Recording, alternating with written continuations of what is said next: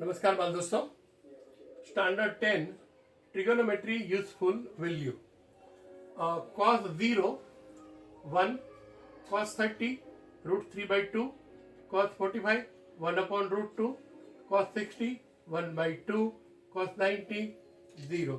We know that આપણે ખબર છે કે cos નો ઇન્વર્સ sec થાય, therefore 1 by 1 that is 1.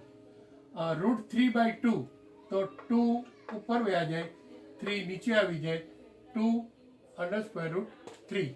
Therefore આને ઉપર વયા જાય 2, નીચે આપણે 1 લખતા નથી, અને 1 બાય 2 ધેટ ઇઝ 2, અને 0 ધેટ ઇઝ 1 બાય 0 એટલે નોટ ડિફાઇન્ડ.